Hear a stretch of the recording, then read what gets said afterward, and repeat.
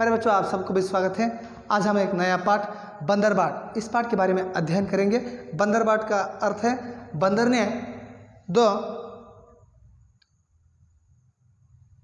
बिल्लियों की झगड़े में बीच में आकर उस बिल्लियों के झगड़े को परिहार देने के लिए वहाँ आता है और बाद में किस तरह उस बिल्लियों को उन्होंने समाधान करता है और समपाल यानी समभाग करते हुए उस बिल्लियों को लाए हुए वस्तुओं को देता है, उसके बारे में इस पाठ में दिया है बच्चों।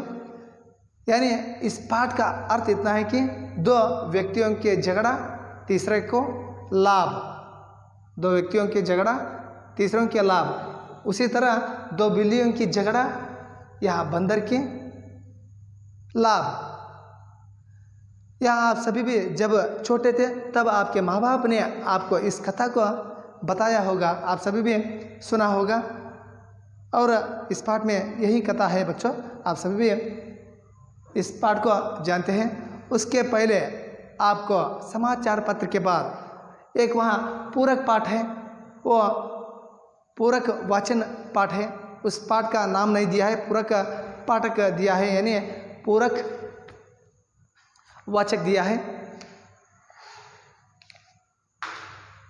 पेज नंबर 49 बच्चों, उस पर पहला नज़र रखिए, बाद में इसके बारे में अध्ययन करेंगे बच्चों। पूरक वाचन पढ़िए और लिखिए। देखो आप सभी भी पहला ये पढ़िए, बाद में लिखने के लिए बताया है।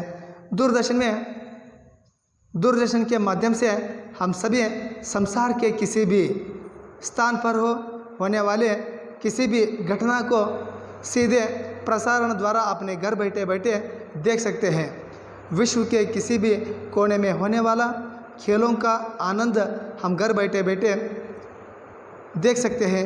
दूरदर्शन केवल मनोरंजन का ही नहीं बल्कि ज्ञान का भी स्रोत है। यहाँ हमें जीवन के प्रत्येक क्षेत्र के बारे में जानकारी उपलब्ध कराता है। देखो बच्चों, आप सभी भी दूरदर्शन यानी दूर में रहने वाला दर्शन को दिखाने वाला एक दर्शन को हम क्या कहते हैं? दूरदर्शन कहते हैं। यानी दूरदर्शन के माध्यम से हम सभी किसी भी स्थान में होने वाला घटनाओं को सीधा प्रसारण के द्वारा हम घर बैठे बैठे देख सकते हैं।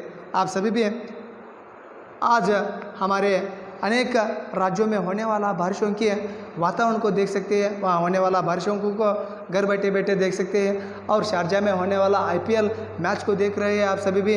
और विदेश में रहने वाला अनेक आर्थिक, सामाजिक, धार्मिक आदि विषयों को आप घर बैठे बैठे सभी नेर प्रसार के द्वारा आप सभी भी घर में देख रहे हैं। और विश्व के किसी भी कोने में होने वाला खेलों का आनंद हम घर बैठे बैठे ले सकते हैं। अब तो शारजा में IPL मैच खेल रहा है और सभी आप शाम को 7 बजे से यानी 5 से 7 बजे से शुरू होने वाला मैचों को आप घर बैठे बैठे क्या कर रहे हैं? देख रहे हैं बच्चों। और दूरदर्शन केवल एक मनोरंजन का नहीं बल्कि ज्ञान का भी स्रोत है बच्चों। आपको अब पढ़ाई के लिए दूरदर्शन के द्वारा आपको एक अनेक पाठों का विवरण भी दूरदर्शन के द्वारा आपको दिला रहा है बच्चों। और यहाँ हमें जीवन का एक प्रत्येक क्षेत्र के बारे में जानकारी उपलब्ध करने वाला एक अत्यंत उपयोगी माध्यम है। देखो यहाँ हमारा जीवन का एक प्रत्येक क्षेत्र का अंग बन गया है और हर एक क्षेत्र का भी जानकारी देने वाला एक प्रमुख माध्यम है, वो सिर्फ दूरदर्शन है। ಮಕ್ಕಳೇ, ದೂರದರ್ಶನ ಮಾಧ್ಯಮದಿಂದ ನಾವು ಇಡೀ ಜಗತ್ತಿನ ಎಲ್ಲೇ ಒಂದು ಕೋಲಿ ಒಳಗಿದ್ದರೂ ಆ ಒಂದು ಸಂಸಾರದ ಎಲ್ಲ ಒಂದು ಜಗತ್ತಿನ ಒಂದು ಮಾಹಿತಿನ ಕ್ಷಣ ಮಾತ್ರದೊಳಗೆ ನಮಗೆ ತಿಳಿಸಿಕೊಡುವಂಥ ಒಂದು ಮಾಧ್ಯಮ ಯಾವುದಂದಾಗ ಇವತ್ತು ನಾವು ದೂರದರ್ಶನ ನಮ್ಮ ಒಂದು TV ಮಾಧ್ಯಮಗಳು ಅಂತ ನಾವು ಹೇಳ್ಬೋದು. ಯಾವುದೇ ಒಂದು ಜಗತ್ತಿನ ಕೋಣೆ ಒಳಗೆ ನಡೆದಂಥ ಘಟನೆಗಳನ್ನ ಕ್ಷಣ ಮಾತ್ರದೊಳಗೆ ನಾವು ನೇರವಾಗಿ ಮನೆಯೊಳಗೆ ನೋಡ್ತೀವಿ. ಉದಾಹರಣೆಗೋಸ್ಕರ ಇನ್ನು ಇವತ್ತು ನಮ್ಮ ಹಲವಾರು ರಾಜ್ಯದೊಳಗೆ ಮಳೆ, ಕೊರೋನಾದಿಂದ ಅನೇಕ ಗಾಯಾಳುಗಳ ಅಂತರ ಆಸ್ಪತ್ರೆಗೆ ಎಷ್ಟು ಜನ ದಾಖಲಾಗಿದ್ದಾರೆ ಎಲ್ಲ ಮಾಹಿತಿನ ನಾವು ಮನೆಯೊಳಗೆ ಇವತ್ತು ಪಡಿತೀವಿ ಅಂದ್ರೆ ಅದು ಕೇವಲ TV ಮಾಧ್ಯಮದ ಮುಖಾಂತರ ಅಂದ್ರೆ ತಪ್ಪಾಗಲಾರದು ಮಕ್ಕಳೇ. ಜೊತೆಗೆ ಇವತ್ತು IPL ಶಾರ್ಜಾದಾಗ ನಡೆಯುವಂಥ ಮ್ಯಾಚ್ಗಳನ್ನ ನೇರವಾಗಿ ನಾವು ನೋಡ್ತೀವಿ. ಜೊತೆಗೆ ಕೇವಲ ಇದು ಮನೋರಂಜನಕವಾದಂಥ ಒಂದು ಮಾಧ್ಯಮ ಅಲ್ಲ, ಇದರಿಂದ ಜ್ಞಾನದ ಒಂದು ಸ್ತೋತ್ರನೂ ಇದಾಗಿದೆ. ಆಗ್ರಹವಾಗೈತೆ ಅಂದರೂ ತಪ್ಪಾಗಲಾರ್ದು ಮಕ್ಕಳೇ. ಇವತ್ತು ನಿಮ್ಗೆ ಒಂದು ವಿದ್ಯಾಭ್ಯಾಸ ನೀಡುವಂಥ ಒಂದು ಮಾಧ್ಯಮವೂ ಯಾವುದಾಗೈತೆ ಅಂದಾಗ ಅದು ದೂರದರ್ಶನ ಅಂದ್ರೆ ತಪ್ಪಾಗಲಾರ್ದು ಮಕ್ಕಳೇ.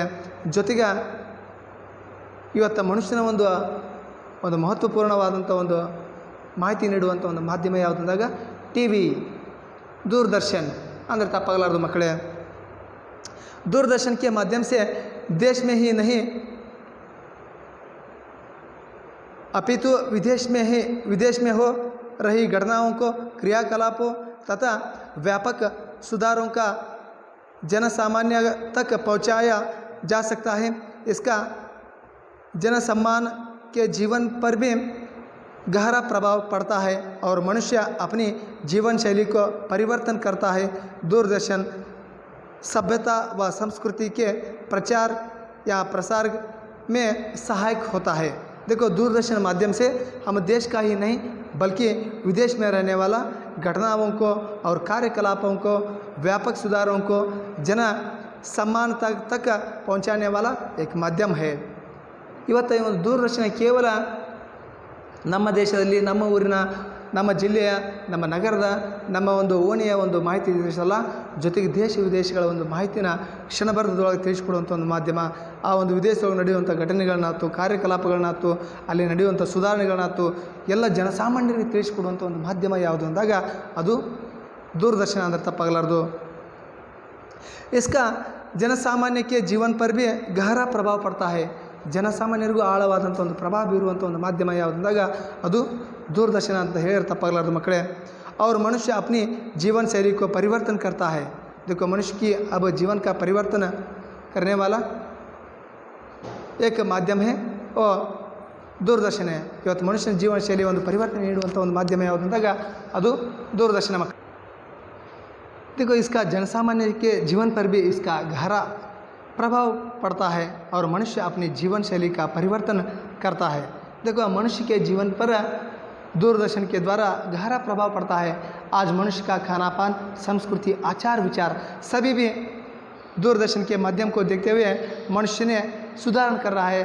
उसका ज़्यादा से ज़्यादा प्रभाव मनुष्य के जीवन शैली पर पड़ रहा है. उनका वेशभूष और हाव भाव, उनका बातचीत सभी भी व्यवहार विनिमय सभी भी जीवन में परिवर्तन करने वाला एक माध्यम दूरदर्शन बन गया है बच्चों.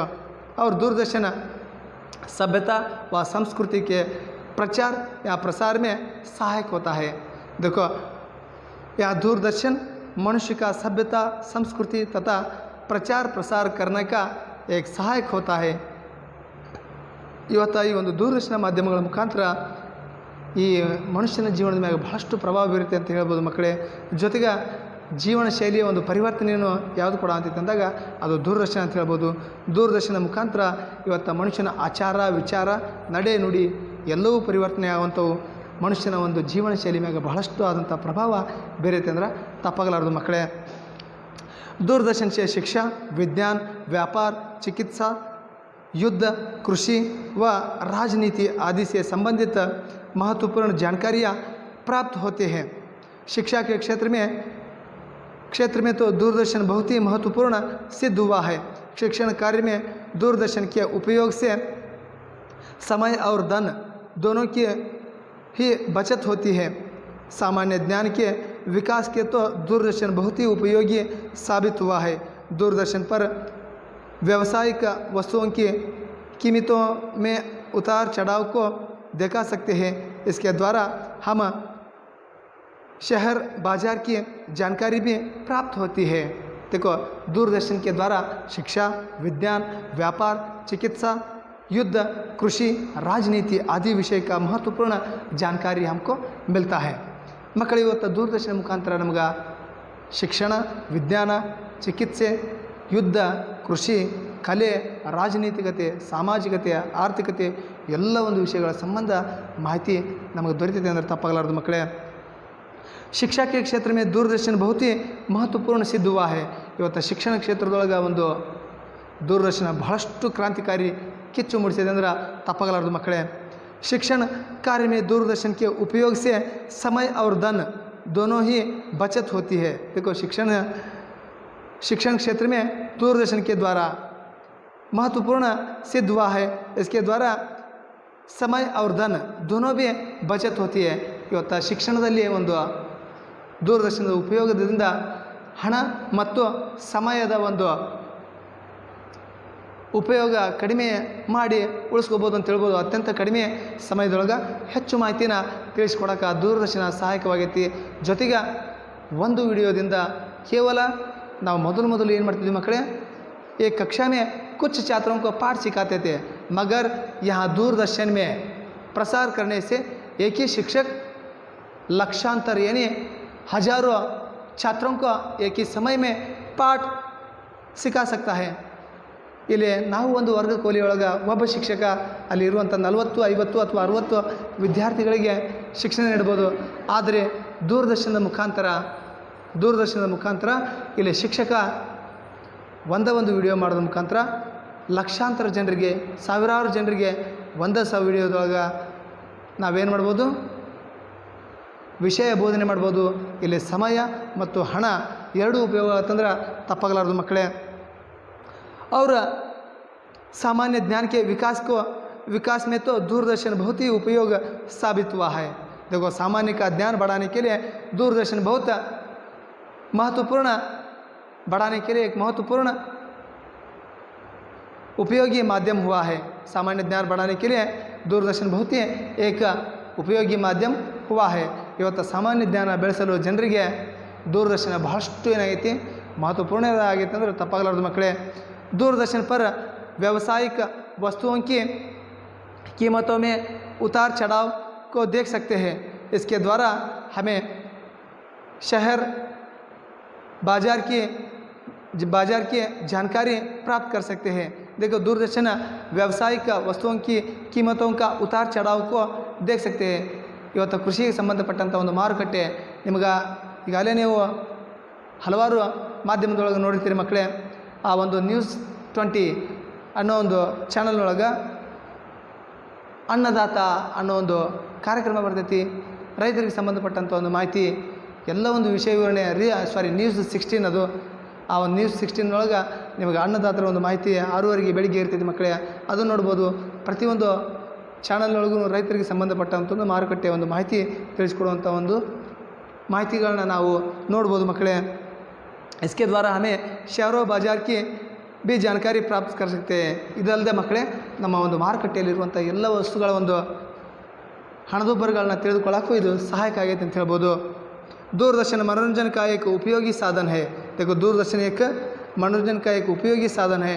दूरदर्शन पर प्रसारित किए जाने वाला विभिन्न कार्यक्रम हमें स्वस्थ मनोरंजन प्रदान करते हैं. केवल टेलीविज़न में माध्यम से विश्व भर में चैनलों में से अपना मनपसंद चैनल चुनकर अपना मनोरंजन व ज्ञानवर्धन कर सकते हैं. देखो, दूरदर्शन एक मनोरंजन एक उपयोगी साधन है.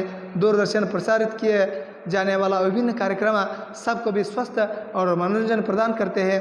और केबल आप सभी में घर में केबल है और केबल टेलीविज़न माध्यम से विश्व भर आपके मनपसंद चैनलों को चुनकर आप क्या कर सकते हैं, आपका चैनल चुनकर वहाँ मनोरंजन और ज्ञानवर्धन को कर सकते हैं, ज़्यादा से ज़्यादा बढ़ सकते हैं.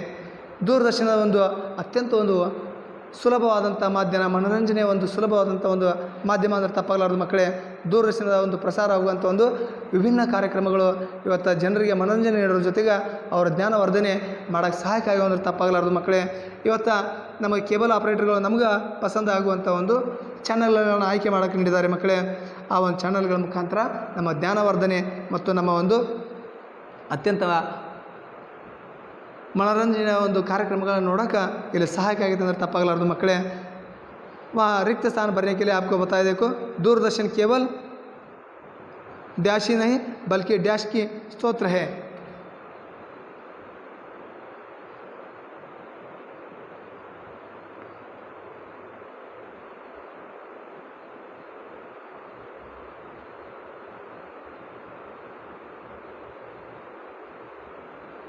दूरदर्शन ज्ञान और विकास का स्तोत्र है. दूरदर्शन डैश के डैश प्रसार का सहायक होता है.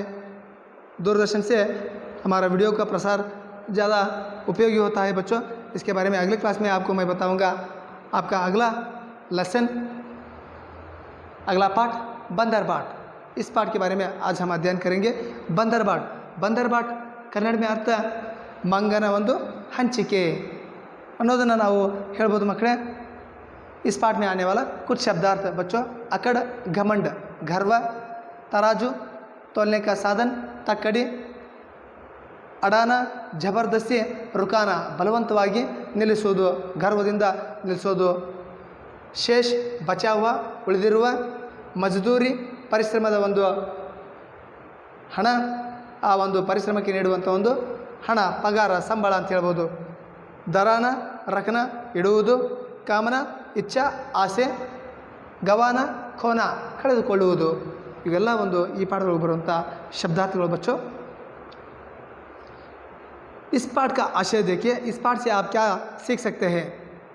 इस कविता के द्वारा बच्चे यहाँ सीख सकते हैं कि दो व्यक्तियों के झगड़े से तीसरे का लाभ होता है। देखो, दो व्यक्तियों के बीच की झगड़ा, तीसरे का लाभ। पहले आपको मैंने बताया दो व्यक्तियों की झगड़ा, तीसरे का लाभ। ಇಬ್ಬರ ಜಗಳ, ಮೂರನೇದವನಿಗೆ ಲಾಭ। ಯಾವಾಗಲೂ ಒಗ್ಗಟ್ಟಿನಿಂದ ನಾವು ಯಾರೂ ನಮ್ಮನ್ನು ದೂರ ಮಾಡೋಕ್ಕಾಗಲ್ಲ। ನಮ್ಮೊಳಗೆ ಏನಾದರೂ ಒಂದು ಸ್ವಲ್ಪ ಬಿರುಕು ಮೂಡ್ತಂದ್ರೆ ಸಾಕು ಮಕ್ಕಳೇ, ಯಾರಾದರೂ ಬಂದು ನಮ್ಮಲ್ಲಿ ಸ್ನೇಹ ಭಾವ ಇರುವಂಥ ಸ್ನೇಹಿತರ ನಡ್ಬರ್ಕ ಯಾವುದೇ ಒಂದು ತೊಡಕು ಹಾಕೋಕ್ಕಾಯ್ತು, ಆ ಬೇರ್ಪಡ್ಸೋಕೆ ಅವರು ಅಲ್ಲೇ ಒತ್ತಾಯಪೂರ್ವಕವಾಗಿ ಅನೇಕ ಒಂದು ತೊಂದರೆಗಳನ್ನ ನೀಡ್ತಿರ್ತಾರೆ। ಅವರು ತೊಂದರೆಗಳಿಂದ ನಾವೇನಿರಬೇಕು, ಸ್ತಬ್ಧವಾಗಿ ನಮ್ಮ ಒಂದು ಸ್ನೇಹನ ಬಿಡಬಾರ್ದು ಅನ್ನೋ ಒಂದು ನೀತಿ ತಿಳಿಸಿಕೊಡುವಂಥ ಒಂದು ಪಾಠ ಯಾವುದಂದಾಗ ಈ ಒಂದು ಬಂದರ ಪಾಠ ಅಂತ ತಪ್ಪಾಗಲಾರ್ದು ಮಕ್ಕಳೇ। आगे देखिए पद्य की ओर। म्याओ म्याओ बिल्ली आई, उठा कहीं से रोटी लाई। म्याओ म्याओ बिल्ली आई, उठा कहीं से रोटी लाई। तभी दूसरी बिल्ली आई, उसने भी कुछ अकड़ दिखाई। तभी दूसरे बिल्ली आई, उसने भी कुछ अकड़ दिखाई। देखो, म्याओ म्याओ बिल्ली आई, बिल्ली किस तरह आवाज़ करते हैं आप सभी भी जानते हैं। म्याओ म्याओ बिल्ली आई, उठा कहीं से रोटी लाई। बिल्ली आया म्याओ म्याओ करते हुए और किसी दूसरे के घर में एक रोटी लाया।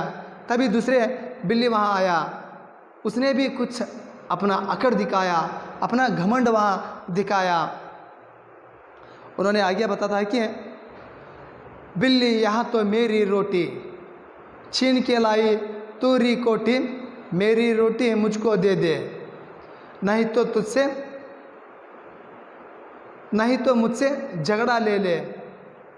बिल्ली यहाँ तो मेरी रोटी छीन के लाई, तूरी कोटी, मेरी रोटी मुझको दे दे, नहीं तो मुझसे झगड़ा ले ले। देखो, और दूसरा बिल्ली ने उनसे कहता है कि बिल्ली यहाँ मेरी तो रोटी है, तो छीन से लाया है, मेरा हाथ से छीन से लाया है, चुरा कर लाया है, और ये मेरा रोटी है, मुझको दे दो, नहीं तो मेरे साथ क्या करना होगा, झगड़ा करना होगा, लड़ना होगा। इस तरह दूसरा बिल्ली ने पहला बिल्ली को बताते हैं बच्चों।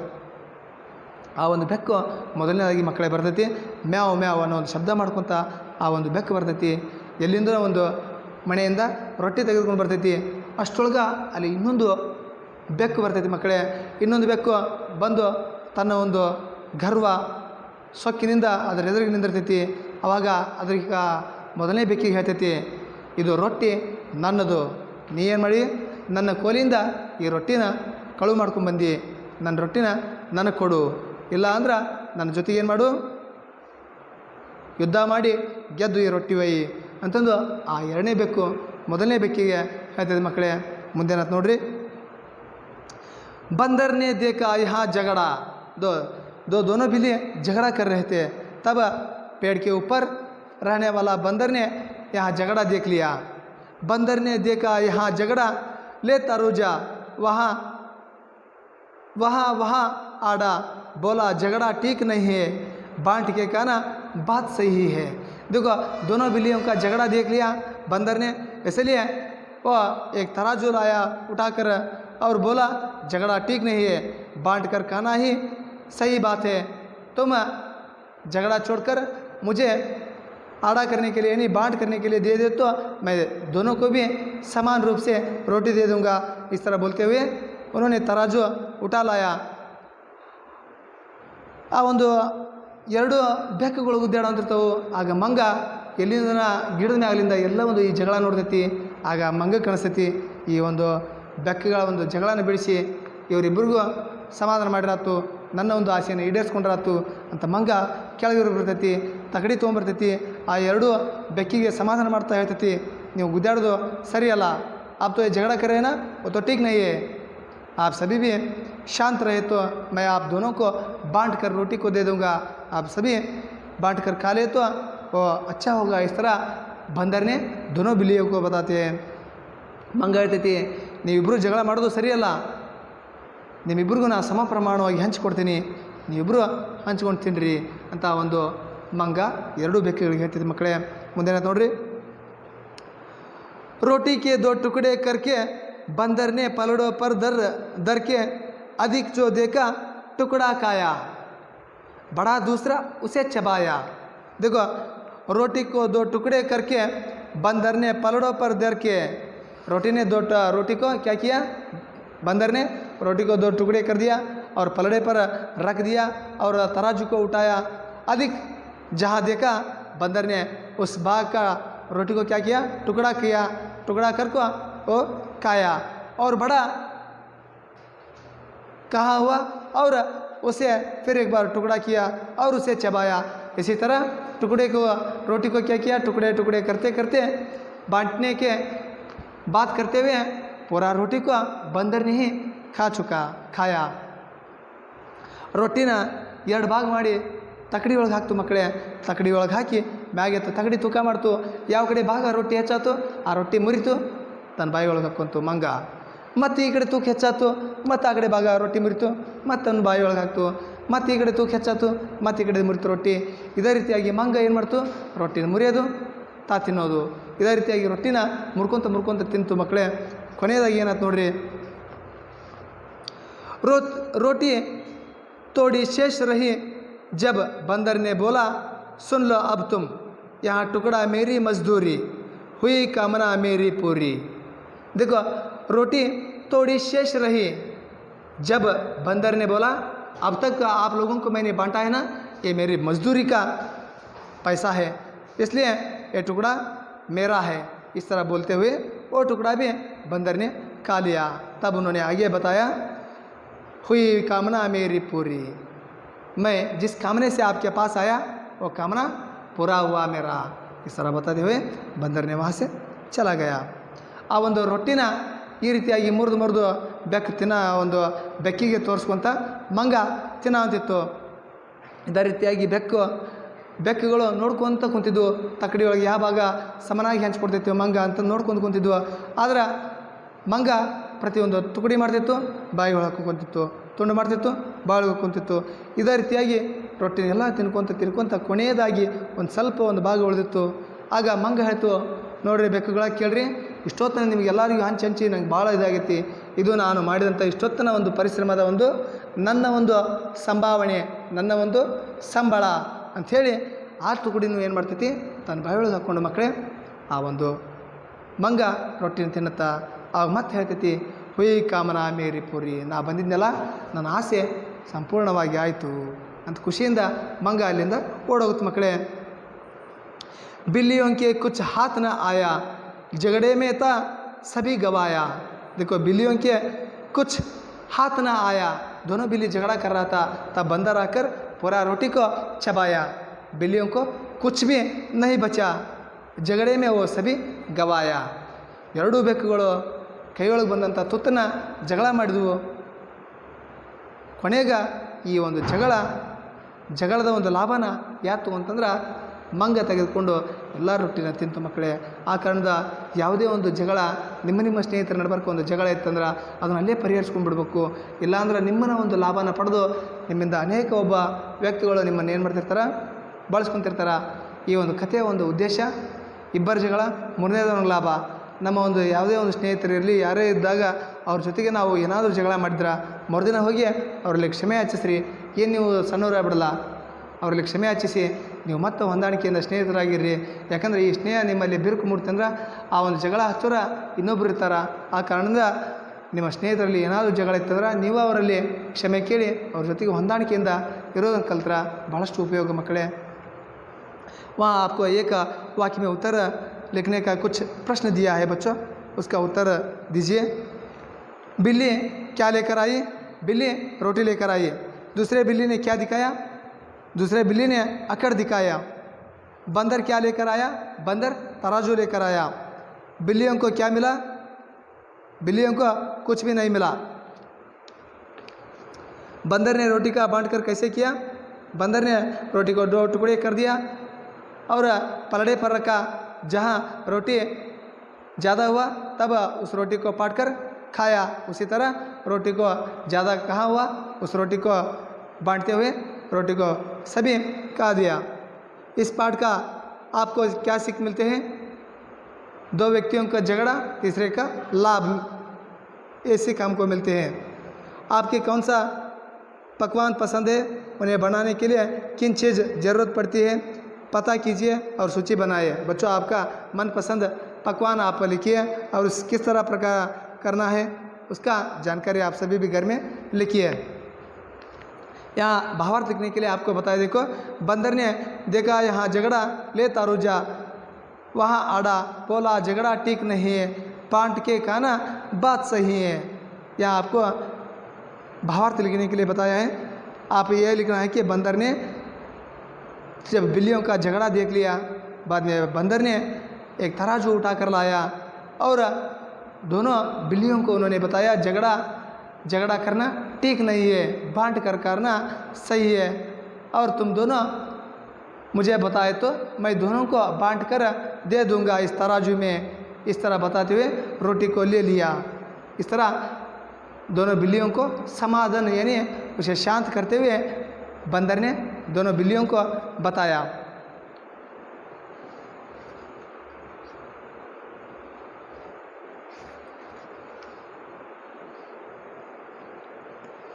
बच्चों एक बार यहाँ पद्य हम सभी भी गाएंगे.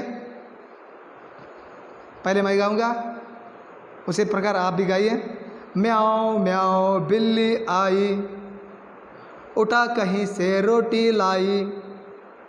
तभी दूसरी बिल्ली आई, उसने भी कुछ अकड़ दिखाई. म्याऊं म्याऊं बिल्ली आई, उठा कहीं से रोटी लाई. तभी दूसरी बिल्ली आई, उसने भी कुछ अकड़ दिखाई.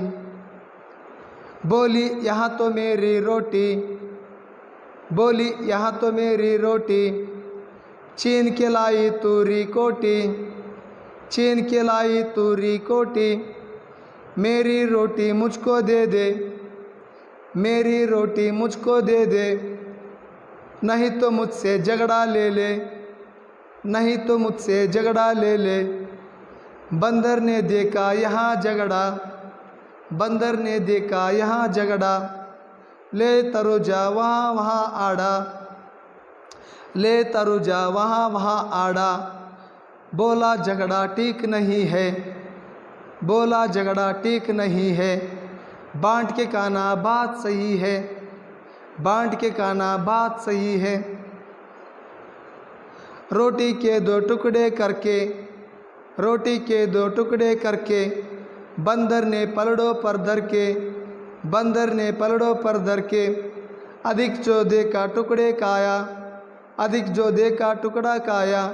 बड़ा दूसरा उसे चबाया, बड़ा दूसरे उसे चबाया. रोटी तोड़ी शेष जब बची, रोटी तोड़ी शेष रही जब, रोटी तोड़ी शेष रही जब. बंदर बोला सुन लो अब तुम, बंदर बोला सुन लो अब तुम. यहाँ टुकड़ा मेरी मजदूरी, यहाँ टुकड़ा मेरी मजदूरी. हुई कामना मेरी पूरी, हुई कामना मेरी पूरी. बिल्लियों के कुछ हाथ न आया, बिल्लियों के कुछ हाथ न आया. झगड़े में था सभी गवाया, झगड़े में था सभी गवाया. म्याऊं म्याऊं बिल्ली आई, उठा कहीं से रोटी लाई. तभी दूसरे बिल्ली आई, उसने भी कुछ अकड़ दिखाई। बच्चों अगले क्लास में अगले पार्ट में आपको मैं मिलूँगा। सबको भी बहुत बहुत धन्यवाद।